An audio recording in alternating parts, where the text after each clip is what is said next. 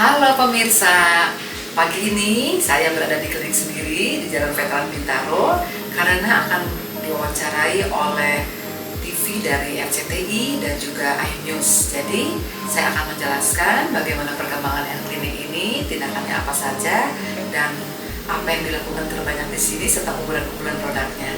Tentunya kami akan memberikan pelayanan yang sifatnya kualitas tinggi, aman dan terpercaya, sehingga tentunya konsumen atau pasien akan mendapatkan kenyamanan, keamanan, dan juga menimbulkan rasa percaya diri yang tinggi. Ikuti acaranya ya untuk bagaimana pembahasannya.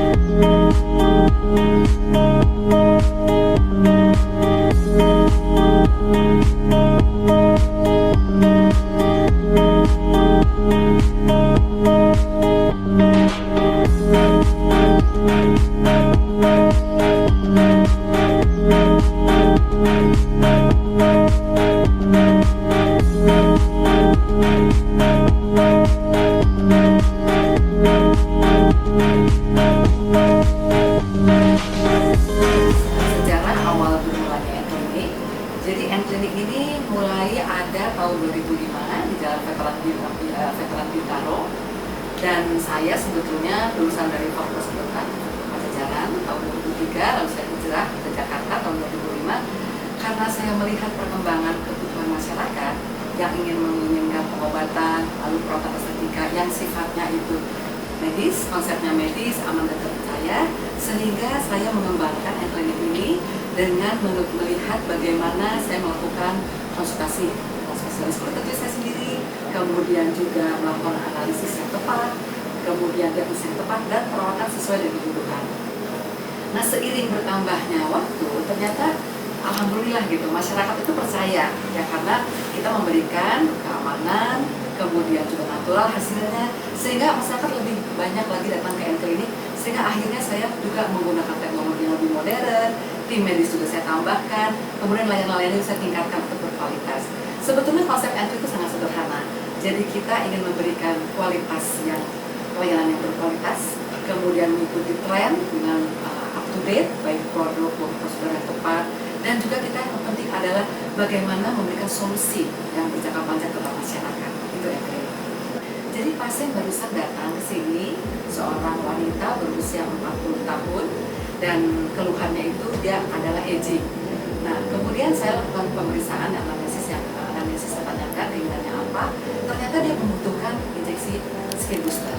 Nah, saya lakukan pengobatan skin booster, tujuannya adalah untuk melakukan terapi terhadap agingnya, karena saya ada kulitnya, ada mulai kasar kulitnya, kering dan sebagainya. Karena injeksi skin booster yang saya berikan ini adalah untuk meningkatkan kualitas kulit dari dalam, sehingga customer atau pasien itu akan merasa vibrasinya, kelembabannya, kemudian kulitnya juga akan kencang dan juga lebih glowing yang natural, dan tentu kesehatan kulitnya yang lebih optimal mendapatkannya.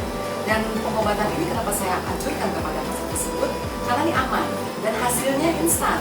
Selain itu juga downtime-nya minimal, karena pasti pasien-pasien itu kebanyakan datang ke sini setelah itu beraktivitas, sehingga setelah itu dia bisa melakukan aktivitas lagi dan dia mendapatkan kesehatan kulit yang hasilnya nyata dan pasien pun puas karena dia bisa lebih segar.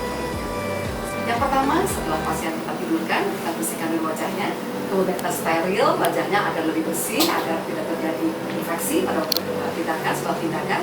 Setelah itu kita berikan poin-poin titik mana yang akan diberikan oleh pasiennya, dan kita berikan anestesi untuk mengurangi rasa sakit pada pasien. Kadang-kadang itu Analisis itu tergantung sensitivitas daripada pasiennya. Bisa 15 menit minimal sampai 30 menit. Setelah itu kita melakukan penyuntikan, yang mana penyuntikannya itu pada bagian permukaan kulit saja. Dan jaraknya itu pun kecil, jadi rasa sakit pun minimal. Dan kemudian tadi aman, cepat, dan dot lainnya. Nah setelah itu kita lakukan lagi bersihkan kembali, lalu kita berikan calming treatment atau soothing treatment agar kulitnya tuh lebih aman pada saat melakukan penyuntikan. Dan setelah itu kita berikan sunscreen, itu yang paling penting. Sunscreen untuk melindungi dari paparan sinar matahari tentunya, dan blue light, karena pasti pasien-pasien itu sering kena HP, gadget, dan sebagainya. Sehingga pasien akan puas, dia pulang kulitnya akan sehat, kinclong, segar, seperti itu. Nah ini memang ada pantangannya, karena untuk mendapatkan hasil lebih optimal.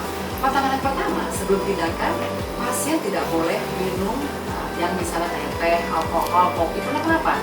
Karena takut resiko terjadinya memar. Dan kita pun tidak sarankan untuk suplemen yang tinggi, kayak vitamin E yang tinggi, dosis vitamin C dosis tinggi, ataupun obat-obat sakit, misalnya aspirin.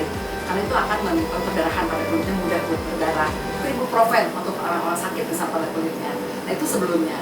Dan kulit tetap harus sehat, nggak boleh ada alergi pada sesuatu atau kulitnya dalam keadaan sakit. Dan kemudian setelahnya, itu yang paling penting juga, dimana setelah dilakukan tindakan, pasien nggak boleh megang-megang tuh, mukanya nggak boleh pegang-pegang, apalagi pijit-pijit ya, apalagi dia misalnya ya ingin supaya bagaimana tampaknya, dan nggak boleh bermake up selama 24 jam, sebaiknya seperti itu, karena untuk memperbaiki regenerasi kulit dan epitelium kulitnya menjadi baik. Dan juga sebaiknya tidak sauna, karena itu akan mengganggu daripada efektivitas dari skin booster ini.